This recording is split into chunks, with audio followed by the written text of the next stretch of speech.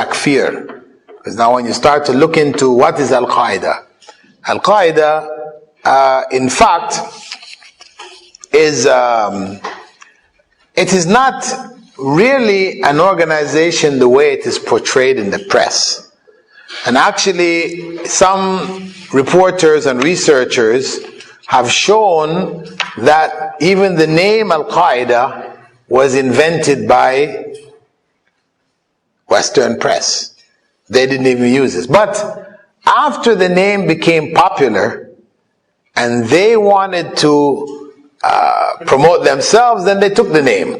They started calling themselves Al-Qaeda. This is one of the researches from Western press people who came up with that conclusion. But reality is that, they didn't have a clear-cut position and direction. What you find is that, in fact, the bin Laden, Osama bin Laden, had gone to Afghanistan and supported the jihad in Afghanistan, which was against the communist rule of the country to drive the communists out, Russians, basically. And they successfully drove them out. So, he was supportive of that. But what he was opposed to, what he personally was opposed to, was the situation in Saudi Arabia and Gulf states, etc., where American influence had become so great. The American influence on the country and its politics, etc., had become so great.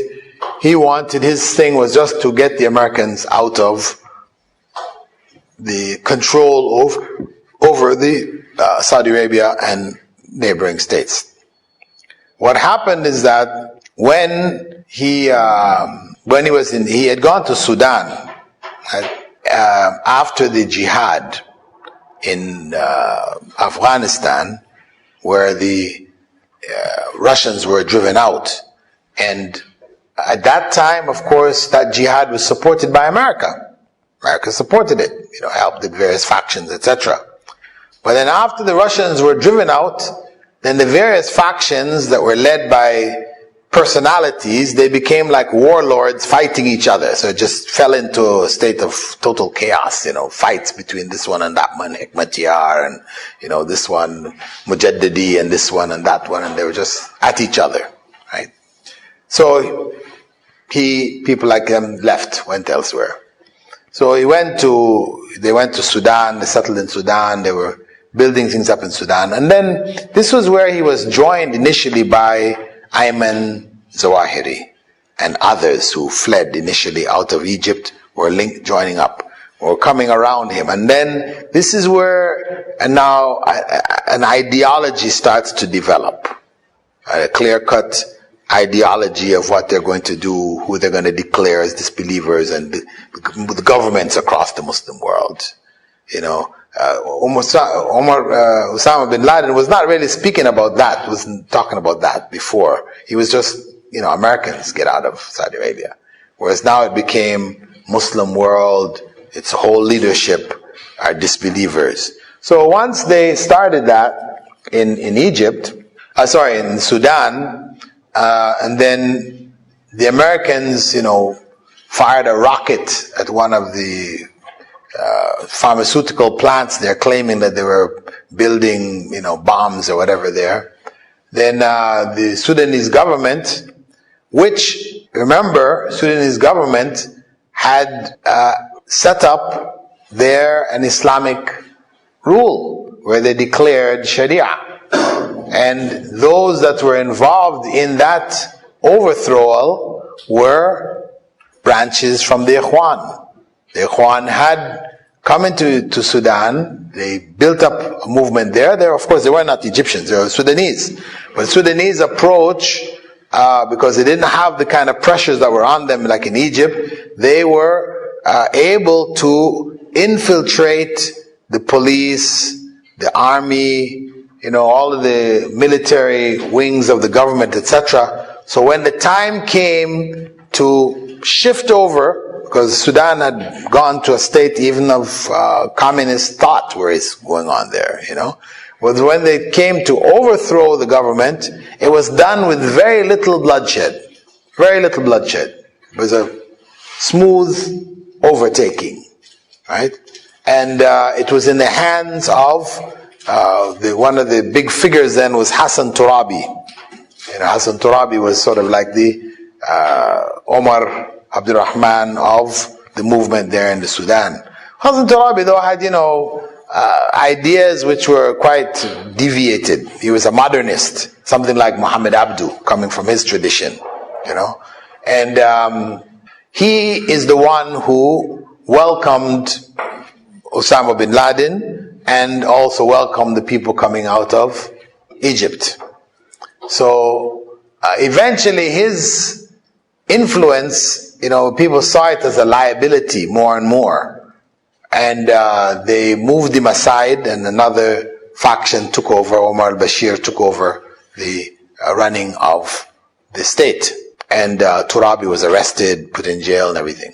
So at this time, when the Sudanese leadership, though Ikhwan, origin, etc., they looked at the situation. They could see potential problems coming from America. They already had problems from America. When they declared Shariah, America put an embargo on the country, economic embargo from way back in '84. So pressure was being put. They wanted them to take back this Shariah business. They didn't want any Shariah. What about self-determination of the people? They wanted Shariah. No, America says, no, we don't want this Shariah. Do anything you want, but no Shariah. So they insisted. So they came under the embargo.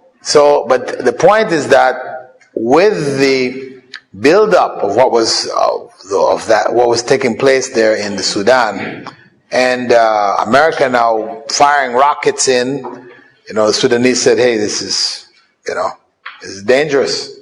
So they asked Osama bin Laden to leave. For the sake of the country, we would rather not have our whole country destroyed, because they're looking for you and these others that have come out of Egypt. So at that time, Saudi Arabia had said, give him back to us. But Sudan said, no, we wouldn't do that. So they were accepted in Afghanistan, so they went back to Afghanistan. So and then they linked up. This is the time now that the Taliban were making their move.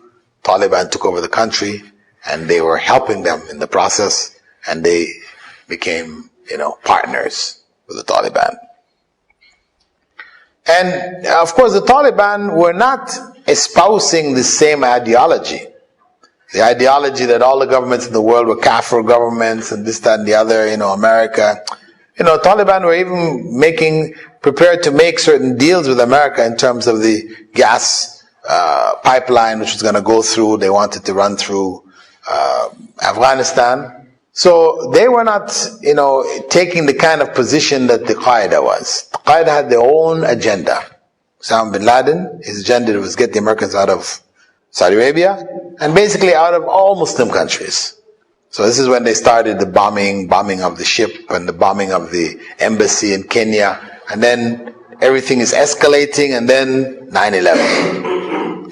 And then from there it's just, went bad to worse. Right? But what we can see is that the basic, ideology, the ideology of takfir, this is what unites all of the thread that links all of these groups. The ideology of takfir, where you declare, the masses of Muslims through their governments as disbelievers. And when you do that, then you make halal the blood of the common Muslim. And this is the great evil that came out of that. And because of the fact that most people who end up with this kind of thinking, they come through the Ikhwan. Either they were trained by the Ikhwan, or they were members of the Ikhwan, or they read the books of the Ikhwan.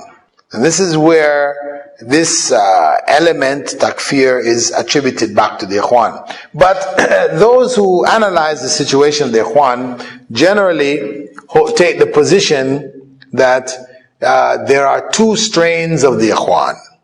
They call one the Banna strain, and the other one the Qutb strain. Because Hassan al-Banna, you don't hear that kind of open takfir in his writings, right? He did call for Islamic State and government and so on and so, but their approach was a gradual one. Maybe they, were plotting eventually to make a move, but they were going to do it something like what happened in Sudan, without a lot of bloodshed and, all this kind of thing. It was going to be something smooth. And they were spreading, their numbers were increasing and so on and so. That was the route they were taking. Make your base so big that when you make your move, the government can't move against you because the police are with you, the military are with you, so on. So who are they going to use to stop you? That was the approach. But with the developments that took place, then the other strain became prominent. Sayyid Qutb's strain, he dies, his writings in jail, his books, declaring whole societies kaafir. So those books became standard reading, for a generation. And that's what, gave birth to the takfir movements of the 70s and the 80s and the 90s.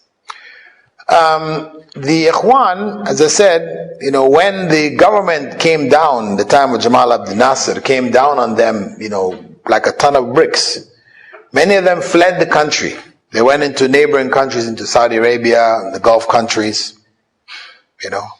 Yusuf Qaradawi is one of their spokesmen for the Ikhwan.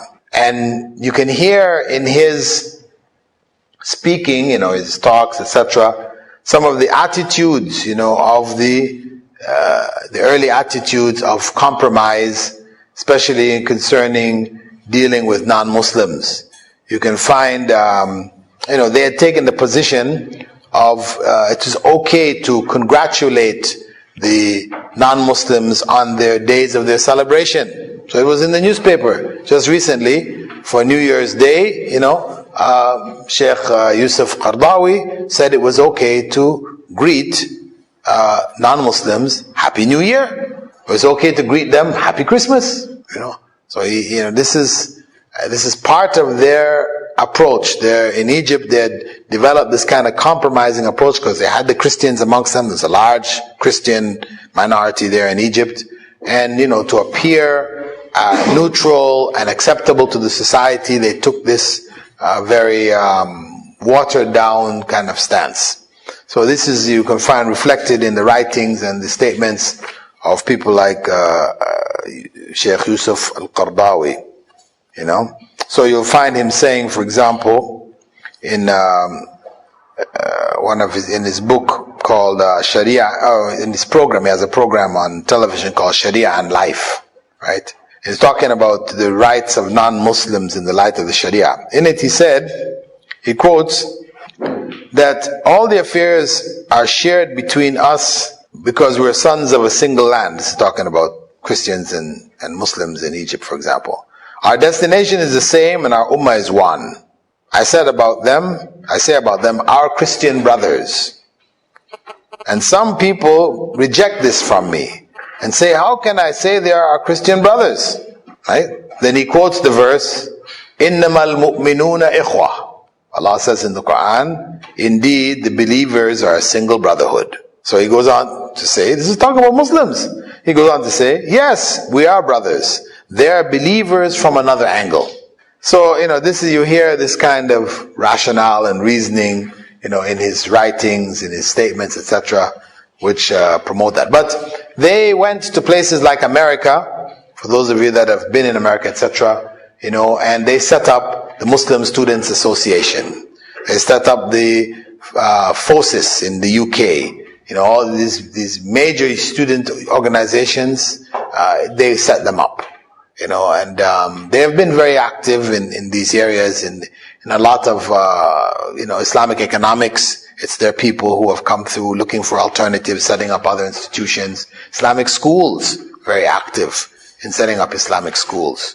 The school which I taught in Riyadh for 10 years, the Manar to Riyadh schools, those were the only known English medium and Arabic schools that were openly called Islamic schools.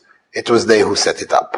Those members of the Ikhwan that had come to Saudi Arabia, and they set up those school systems. So they're here in Qatar. The organization is still there, and they all have this bay'ah allegiance to the emir of the group. Anyway, we're going to stop here, having looked at the end consequence, you could say, or the end developments of the Ikhwan.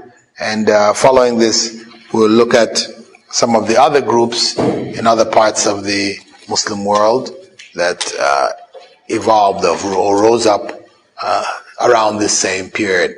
سبحانك اللهم وبحمدك نشهد أن لا إله إلا أنت نستغفرك ونتوب إليك.